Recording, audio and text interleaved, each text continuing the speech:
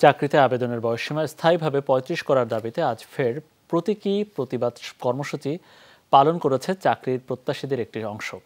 বিকেলে ঢাকা বিশ্ববিদ্যালয়ের রাজু ভাস্কর্যের সামনে এই কর্মসূচি পালন করে তারা। আন্দোলনকারীরা জানান ৩০-এর শৃঙ্খল থেকে মুক্তি চায় ছাত্র সমাজ, এই শিরোনামে কর্মসূচি ঘোষণা করা হয়েছে। তাদের এই দাবিতে সাড়া দিয়ে সরকারের দৃষ্টি আকর্ষণে শিক্ষামন্ত্রী মহিবুল হাসান চৌধুরী জনপ্রশাসন মন্ত্রণালয় বরাবর ডিও লেটারও দিয়েছেন। এ সময় চাকরিতে আবেদনের বয়সসীমা ৩৫ করার দাবি বাস্তবায়নে স্থানীয় সংসদ সদস্য, বিভিন্ন পেশাজীবী ছাত্র সংগঠনের লিখিত সুপারিশের ভিত্তিতে দ্রুত এ নিয়ে প্রজ্ঞাপনের আহ্বান জানান তারা।